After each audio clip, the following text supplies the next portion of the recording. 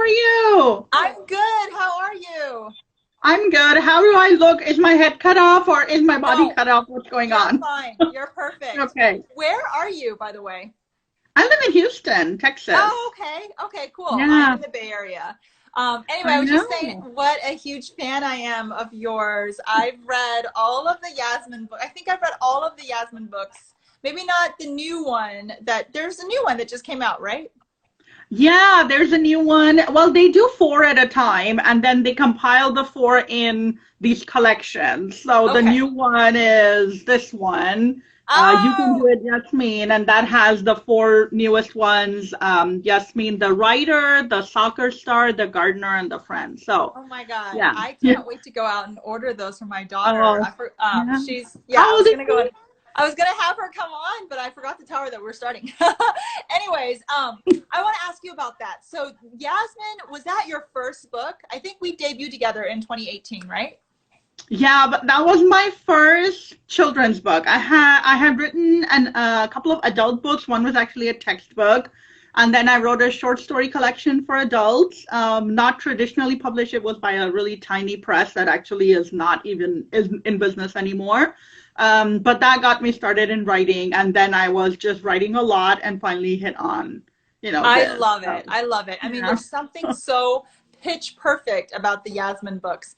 And I remember reading them with my daughter, and it was such a heartwarming story. And I have to ask you, how do you keep it so simple yet so rich in like the feeling of family is so strong? Yeah, I don't know. My editor is really involved. It's kind of like a lot of times I send in my stories and there's a lot of editing. Sometimes I don't even recognize the story, but it's always good changes, because she's the one who like keeps me on check. We have this saying, would Yasmin actually do this? So she's like a real character in our minds. We talk about her like a real person. And so it's kind of, uh, just talking back and forth and coming up with ideas. Yeah, So yeah. it's And kind of a team effort. And then the art too. That's kind of like another team effort part oh of it. my God. The art is phenomenal. It's really incredible. I think they did a fantastic job. And I have to ask you, as someone who has created a character that people have fallen in love with, Yeah. Yeah, and I have this happen with Mia in front desk, and people always ask me, "Are you Mia?" Do you Yeah. really get those kind of questions?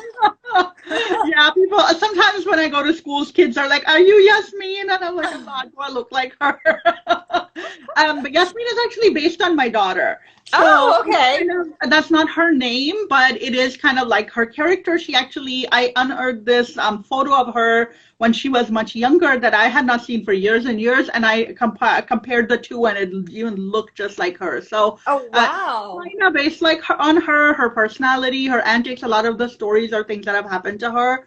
So in that way, she is kind of like this larger than life character, and I think readers pick up on that. Readers Yeah. can see when a character like Mia or like Yasmin are genuine and they're like realistic, and Mhm. that sticks in people's minds. Okay, now quick question. Has your daughter asked for a cut of your advance? Oh my God, she is. Not. Yes, yes. Especially if she Good to comes know. up with some of the stories, or sometimes it's embarrassing. Why did you have to write about this? I didn't tell you because you could write about it. But they come home from school, and I'm like, okay, what happened? Tell me, so I can write That's it down. so funny. No, because Um, now I'm at the point where my kids will be like, Mom, okay, they'll just tell me something and they'll be like, Mom, you can't write about this. Like, that was a yeah. private moment. Don't put it into one of your stories. No, there's no such thing in my house. I mean, my kids Right? know anything I will go know. in there. In fact, one of the new ones, the gardener, she helps me with brainstorming. And so she came up with that idea. And with Yasmin, the thing also is there's always a problem, and then you have to come up with a good solution. And Yeah, so sometimes how do you do that? sometimes the solutions initially don't work, and then you have to like rewrite because that's not what happened with her. And my daughter came up with a lot of the story of Gardner, and when it was published, she was really expecting her name on it because it came, Oh, the wow. author copies came, and she's like, "Why is my name not on here?" And I was like, "Well, I wrote it. You can't have your name That with it is because you so have to come up funny. with That is so funny. Yeah, you have to be like, go talk to my agent or go get your own agent, right? Yeah, but she's a really good artist. So I've actually promised her, I don't know if I should have promised, but I told her that once you get good enough, I'm going to do a book with you because she's a phenomenal artist. And, you know, I think that's amazing. Yeah, but she's now got you have several new books coming out, including one with your mom, right? Or yeah? Yes, I don't have that to show yet because that's still in the editing phases and we don't have a cover yet. But yeah, I have this book, which is A Place at the Table with my friend Laura Chauvin, who a lot of middle grade readers know. And then I also have this one, 1,000 Questions, which is kind of my own work. Well, there's so much to talk about there. First, let's start with the book. It's called A Place at the Table. I have it on my laptop right now. And tell me about the process of writing with someone else, because I've never done that before. Yeah, it's hard. It's hard. It's challenging for sure. How does it work? Do you like write one chapter and then she writes one chapter? Do you guys? We did that. Okay. We did that, and it's different. Like the one with my mom is a biography collection, so we did not do it that way. But this one, A Place at the Table, is two main characters with like dual perspective. So we actually did do one by one. Like my chapter was first, then her chapter, then my chapter, then her chapter. So it kind of smoothly, you know, went that way, and we couldn't do it any other way because otherwise we kind of like, you know, a lot of times it's the same scene which is being described by the two perspectives. So you have to wait till the other person's done. It's been very interesting. I learned so much in that process. I think that if you really want to learn writing, it's one of those things which is like hard, but it's really good. It's a good craft lesson because you have to work at someone else's space. You have to work with a different way of doing. Like I have a totally different way of writing, how I plot, how I revise, how I work it out in my mind. And of course, your co-author is going to have a different way. So what is your way? Like, what is your process? Because we talk a lot about process on the show. Yeah. I am a perfectionist. So I want one draft and I want it to be perfect, which doesn't happen, but I try to get it as good as, like, I can't do like multiple drafts. It really bothers me. So when I go into a new book, I'm trying really hard to get it perfect, you know, even down to the words, but definitely things like characters and settings and what I want. So I do a lot of plotting, you know, a lot of like, you know, thinking and timelines and things like that. And then I start, and I literally am not going to the next sentence until I'm really happy with the first one. So, but I'm very fast. But you're such a prolific writer. So, I mean, I'm very fast. Yeah. That's incredible. So I'm like the opposite. I'm like, I want to just write something down, even if it's not great. And my first drafts are never great. You know, ask anybody. They're like, they're a mess. That's pretty normal. I think that's the more common way. Sorry? That's the more common way. I've heard more people do it like that, where you are, you know, just getting it done and then going back and revising. Yeah. So it works well for you? Yeah, absolutely. I mean, because I think I would be so daunted by the idea of writing a perfect draft that I would just never, I would never end. I would never stop, and I would never turn anything in, you know?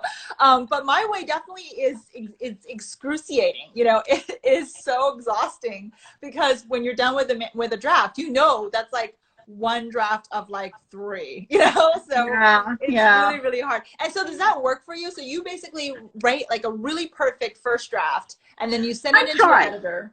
So you send it into your editor, and then do you actually still do rounds of revision? So far, I've been really lucky. My editors have done and that's why I feel like I'm successful, I feel, for myself. Because when I finally turn it into my editor, they're usually like, oh, I've got nothing to change. Wow. So I'm really happy about that. And these are books that I've done myself, you know. Like with A Place at the Table, I think we did do a lot of editing because it was not just me. And so there was a lot of like, you know, when two people work together, it's not always the way that one person wants it. And so we did have to do a lot more, you know, talking about it and going back and forth and having to kind of work on each other's spaces rather than just in our pace. But I have been really lucky with like the things that I've done myself where my editors have been like, because I don't feel comfortable passing it up until I'm really happy with it. And once I'm happy with it, then do not mess with my work. Don't tell me it's not good, because then I get upset in a different way. So I guess like, how dare they? No, I love it. Like everybody's process is so different. That's what's been really fascinating with doing all these talks. But a lot of people will ask the question, like, how do you know if it's really good and that we're ready to turn it in? Like, how do you know that? Yeah, that's true. I think for me, when I read my work again, if I get goosebumps, I'm happy. So I do wait for that. And it does happen when I read something and I don't like it, and I'm like, this is not really that urgent and exciting or whatever feeling I'm trying to put. So then it gets deleted. I mean, it's not, I just work really fast, and I'm very lucky. I'm privileged to be working now. Well, now everything's, shot to heck, but before it was like, the whole day I don't have another job. This is my job. So having the time, people who are working on weekends or working nights or getting up at 5 a.m. to write, of course they're going to take much longer. But if I'm working every day from 9 to 2, except for the time that my kids are in school, so I do have more time to put into this. So I feel like I don't think that we should always say that, well, writing really a lot in a short period of time. That's the help I have, that I don't have to kind of do anything else. Now I don't know what I'm gonna write something. I was gonna ask you, how are you doing now? How are you doing? It is so hard, isn't it? I'm cooking. I mean, that's a creative thing, right? I'm like cooking constantly. It's so hard. I'm finding it to be really, really hard to produce words. Just because, like, when you are in a manuscript, I always tell my kids, it's like, mommy is like on the moon. Like I'm in a rocket ship away from Earth.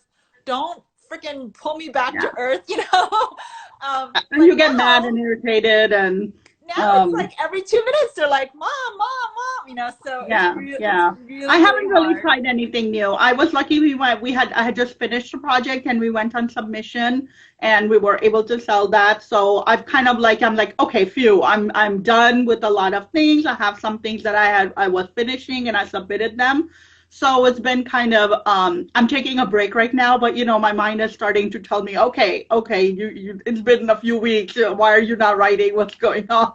That's so funny. One of my books happened I was on vacation and I told my kids I will not work, and I ended up with another book. So, that was like one of the books that I showed, 1,000 Questions. I wrote that on a vacation. So, it's kind of, I can't stop myself, unfortunately. You wrote that book while you were on vacation? I read the opening pages. It's fantastic. Yeah, but it's not very heavy, it's like light and it's fluffy, and it's not fluffy. It's good, but it's not like heavy stuff that you have to really sit and think about, just kind of. I didn't finish it on vacation. I wrote like a big chunk of it, and then I came home and I finished it. So wow. Okay, and that so is like up from Pakistan, where I had gone. It's like the whole setting. I was like, I have to write it down. I have to write down what I'm seeing and what I'm going through. Right. So a question from one of the viewers is, how do you keep the story interesting the whole way through? That's hard. I think that's hard for all writers, right? Once you get in the middle, you're like stuck. I really plot very minutely. Like before I start writing, I know what's going to be in every chapter. And it doesn't mean that it doesn't change. I'm flexible. Sometimes I write and I used to be like this, like pantser who would just start writing. But I was always originally a short story writer, and that format works well with short stories, but it really doesn't work well in a full length novel. Well, that's why I think the Yasmin stories are so great, because they're like episodic. I think that's probably why it's so great. It's so easy for you to write those. No, they're not easy to write. They're not easy to write. They flow so naturally that it almost feels like they'd be like effortless to write. I think that like all good stories feel that way, But I want to ask you about plotting. Like, how much time do you spend plotting before you start a project? And then how much time do you spend, how long does it take you to finish, let's say, a middle grade book? If I'm writing by myself, like not with a co-author, like with 1,000 Questions, I think I was done in 3 months. Okay. But I did, and now the other one, so 1,000 Questions was a two-book deal with HarperCollins. So I just finished book two that I turned into them. That's going to come out the year after. And that one also, I believe, just like 3 months. And that's like a dual timeline, so 20 years apart. And so it was, and then I decided I couldn't do that together. So I wrote the first story and then I wrote the second timeline and then I combined them. Right, right. So plotting, like so I have a table with chapter by chapter summaries, and I do that with every chapter, so I know when I get started what it's gonna be, but it does keep changing. It does change. So, I might not take more than a day or two to do that. It's not like it's not a huge deal. But that really helps me because then when I start, I don't get that feeling that person asks, how do you keep it interesting? I've already decided all the interesting, weird, crazy things that are gonna happen. Yeah, like you have I don't have to worry about it. Yeah. Do you do that? Yeah, I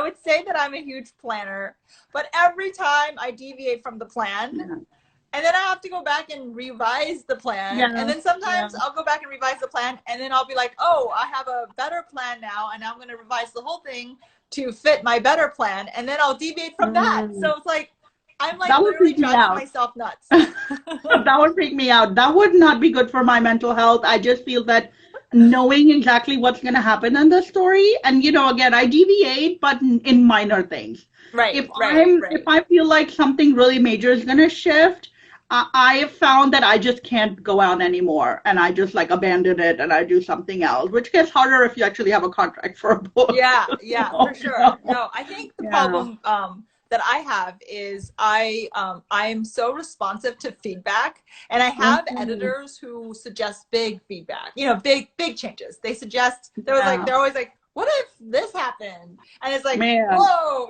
so it ended up working well for me it ended up working well for me for front desk. So I got into the habit of that, and it's almost like the reverse of you having confidence as a writer. It's like I have low confidence as a writer. So I write my draft and then I'm like, oh, but there are all these a million things that I can do to change it. Like, what if I did this? What if I did this? What if I did this? What if I did this? So yeah, that happens to me a lot.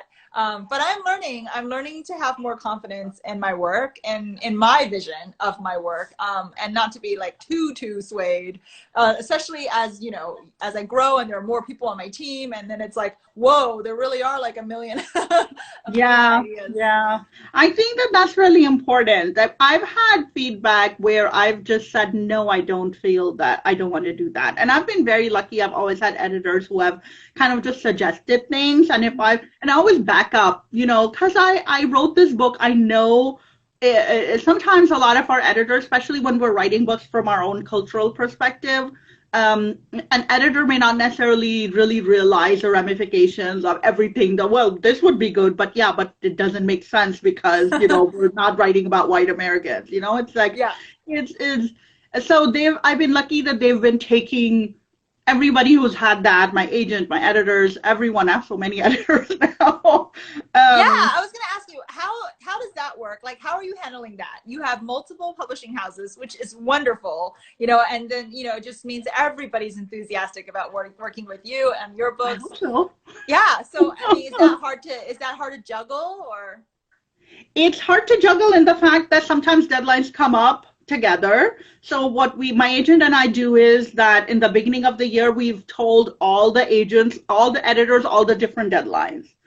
Because I know that I've heard from a lot of my author friends who are like, two editors will send at the same time, they'll expect you to do their work. And I just that would freak me out. So I will let all my editors know these are the things that are due to my other editors in these times. So please know that I will not be working on your book in this month or in this. And so I think that in the start of the year, if I tell them that, they understand. Rather than just say, oh, why hasn't she submitted her edits yet or her revisions or whatever. So, but it's been really good. I have the 6 months, the first 6 months of this year, I had to turn in 6 different manuscripts. Oh my God.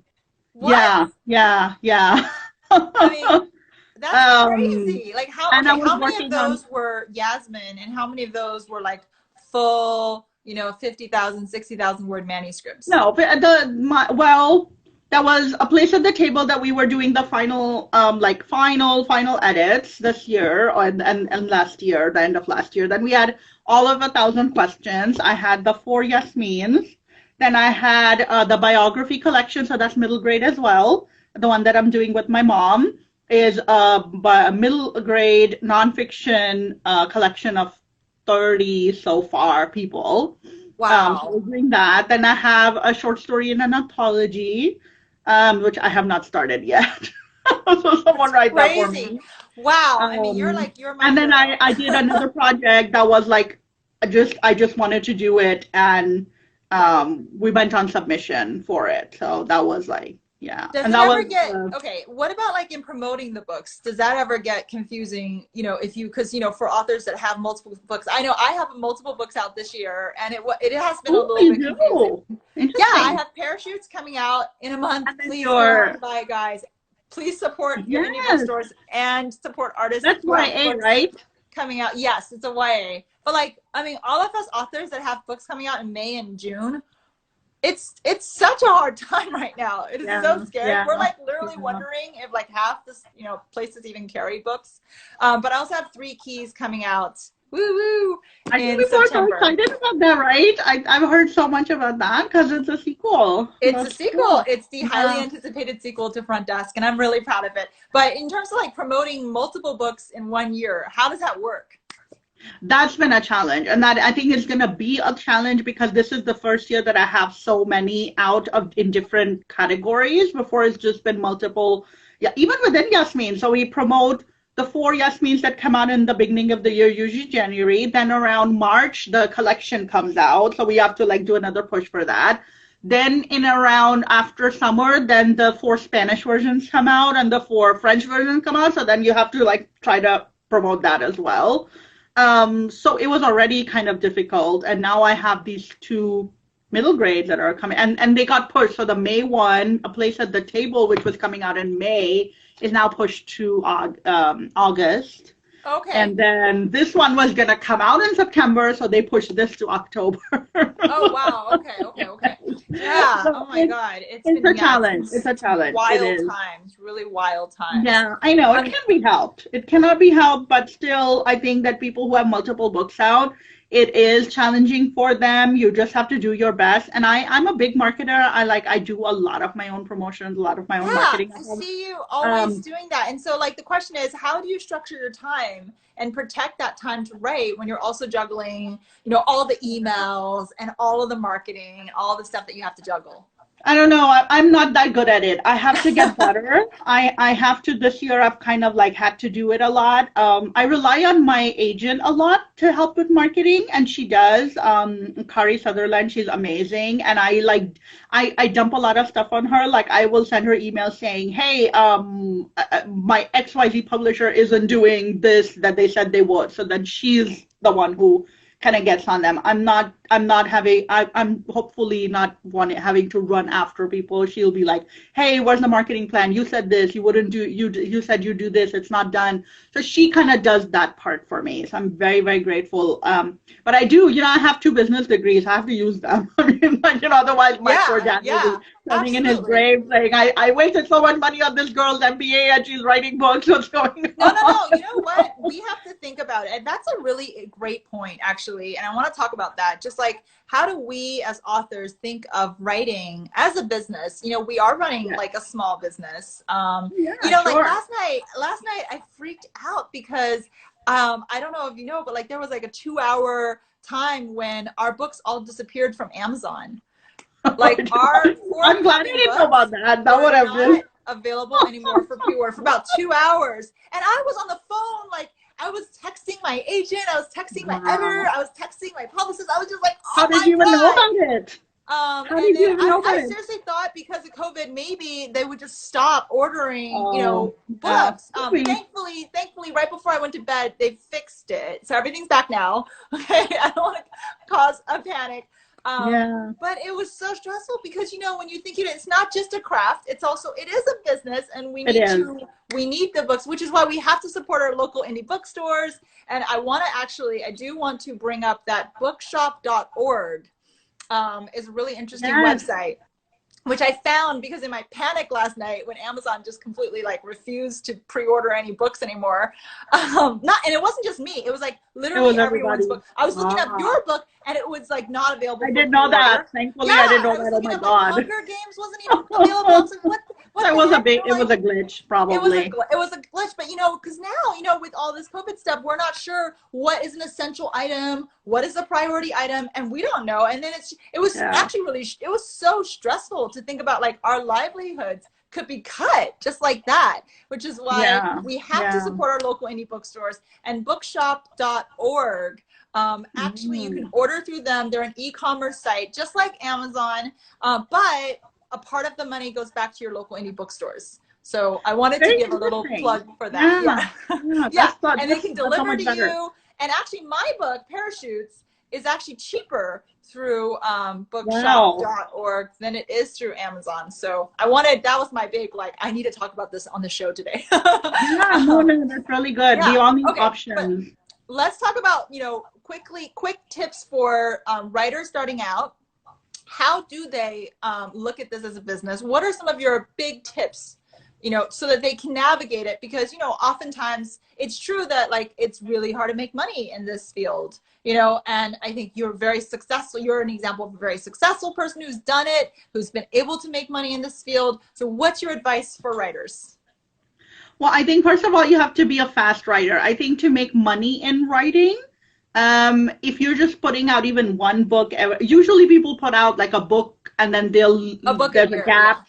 You know, even a book a year is quite prolific because that's pretty normal. I don't consider myself as normal because nobody has like, you know, 6 books coming out in a year. But that's great. That's amazing. But it's kind of like shows how neurotic, you know, I am. I'm very workaholic. I'm very competitive. I'm not that kind of person that, I mean, like literally, you know, before coronavirus, I never cooked because that would take my, you know, we always did takeout. I've been lucky, but then also I don't do anything else. I'm just writing. So that's not, you know, something that everyone can do. But I think that to make money in writing, you have to be writing a lot. You know, whether you do it through self-publishing or mainstream or do like different genres or different age categories that I do so that you can, no one's going to want you to do 2 or 3 middle grades, but you can do like a few picture books and middle grade and YA, and then it kind of comes together. So that's definitely, people a lot of times take very long to write. And for me, I can't do that. I would be bored in 3 months. I'm like, I'm moving on from this project. Okay. So I have to finish quickly because I get bored otherwise. A question is, and that's such great advice. I totally agree with you. I think that being able to produce more products, right? Whether you're a writer or like, you know, an IT person, right? It's going to help you. It's going to help you make the money. But how did, you know, teenagers, how did people starting out, how do they develop that ability to write quickly?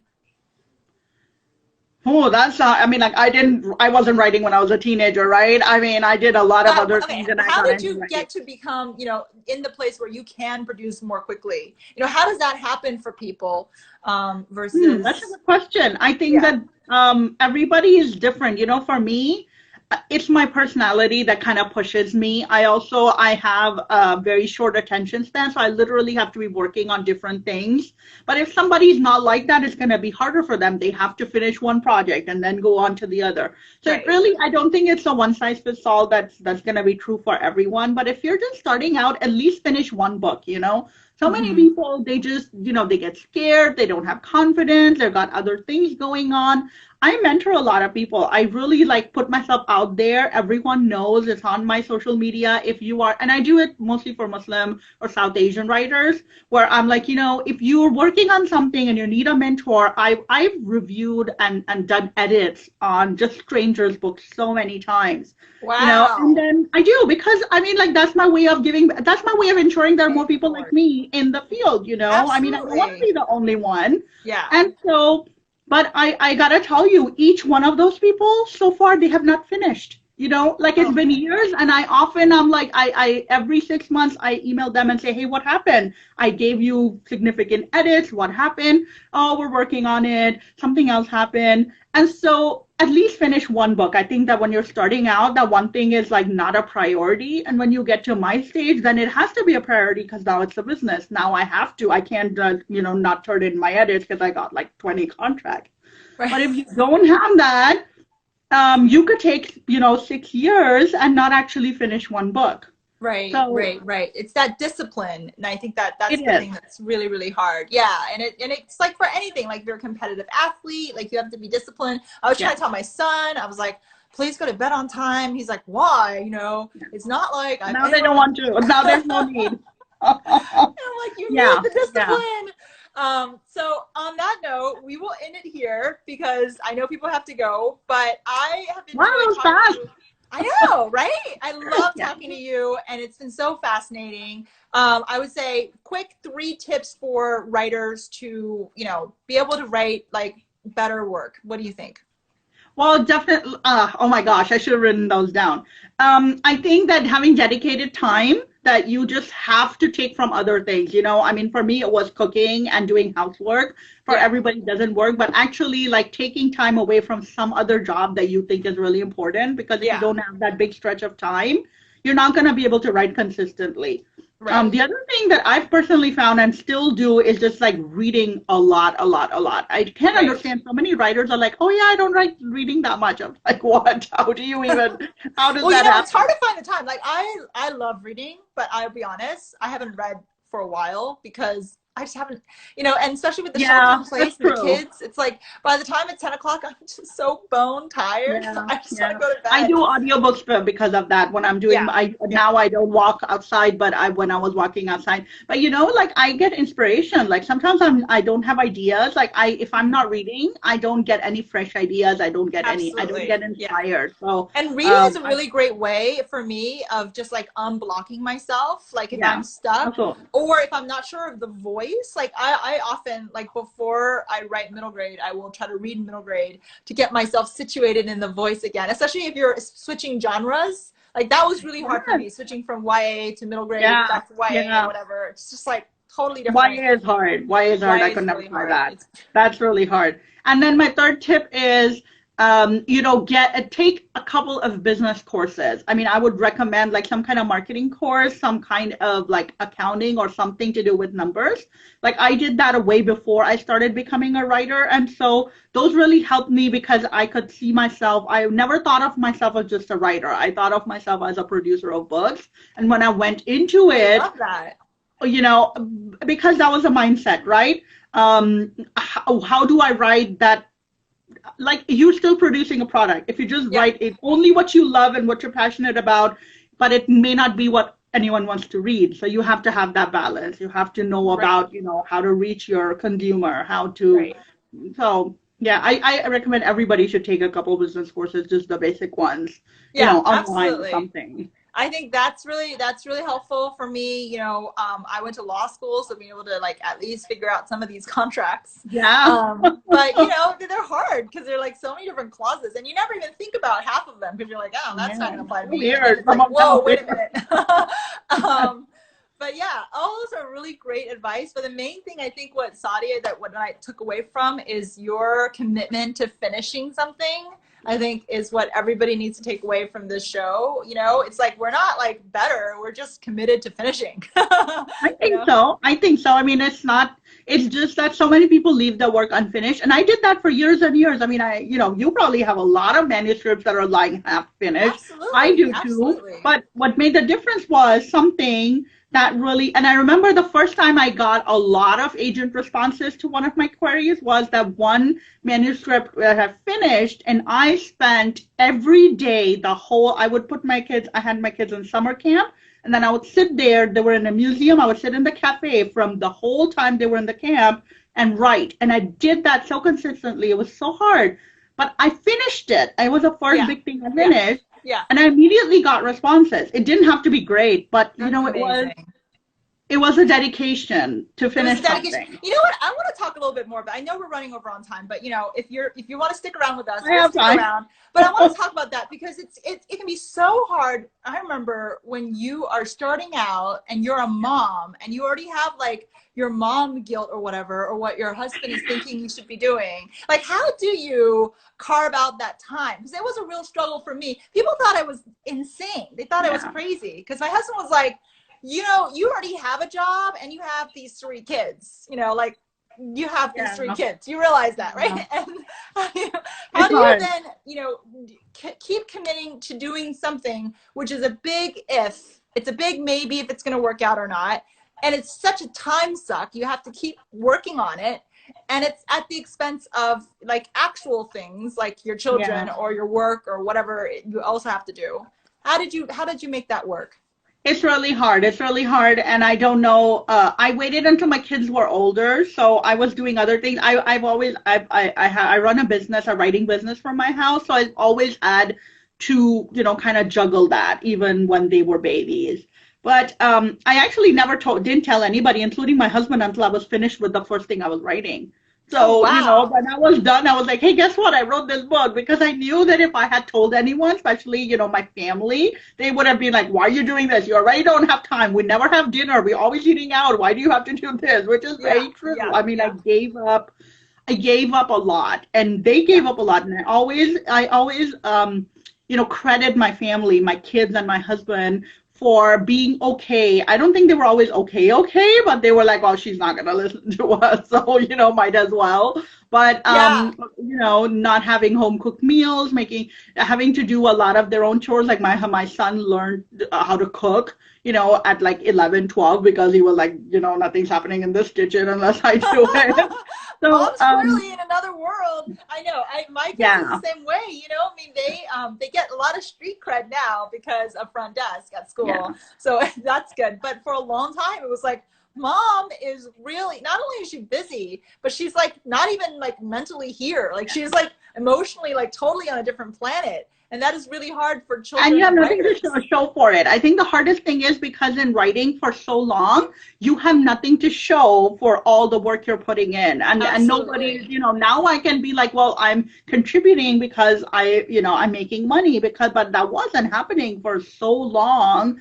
And, you know, people are like, well, you're spending, you know, a work day literally every day. But there's no money, there's nothing, and it was really hard. I think when I think about it, that was hard, and we just went through it. It was, I don't know, you just have to do your own thing. Everyone has to kind of like look at their house and their situation. And I know a lot of women especially actually never get to that stage because of that. They have to wait until they're because, you know, you're dealing with like your own self-doubt on top of the other pressure of like external pressures saying maybe you should stop because this is a huge time suck. Plus, but it doesn't help that you have to actually have peace and quiet, right? If you have kids, but like no one's gonna give you peace and quiet. So I want to congratulate you. I applaud you. You know, your efforts totally work. They're so impressive, and you are just an inspiration to all of us and a pioneer for all of the women of color who are going to come after you. And you really should feel so proud. I'm so proud of you. Thank you so much. I mean, you know, I don't feel like that. I still feel like I don't know. Well, every day is a struggle. That's for sure. Yeah. You know, every day, especially when we're sheltering in place, I feel like you're failing at 5 different things. You know, like that's how I feel. I think writers just have self-doubt in them. No matter how many books you sell or how much money you make, you're still like, am I really any good? You know, it just comes with that's the territory. But thank you so much for saying that. And like I said, I'm always ready to help. Anyone can reach out to me anytime. I mean, I don't think that people realize how much time I give of myself, like just reading people's stuff and helping them out and making connections and introducing them to other people. You know, as long as you're willing to do the hard work. Don't come to me and say, hey, help me get published. But if I see that someone's done the hard work, I'm happy to help them. That's awesome. Okay, so hold up your book one more time so everybody can pre-order it.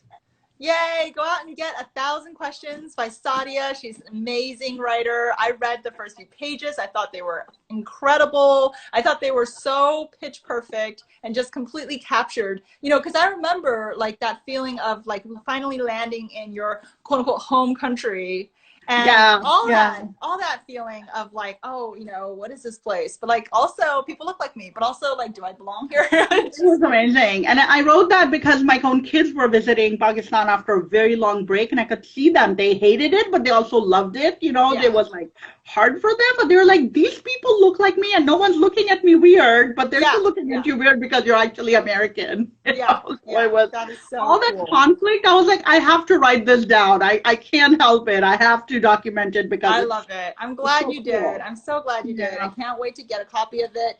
But thank you guys so much. Thank you, Saadia, for coming on. You are amazing. And I can't wait to read more of your work. Thank you so much, and good luck with your books too. I'm looking forward to them as well. Yes, oh my God, please go and exciting. Pre-order Parachutes. Yeah, Save yeah. I've seen it I've saw it like 10 places today already. So I don't know what. Sorry? Online on Twitter, I saw a lot of people sharing that cover again. Oh, so. wow. I hope so. Yeah. I hope so. Thank you so much. All right. I will talk Bye. to you soon and hug you in person at the next conference. Well.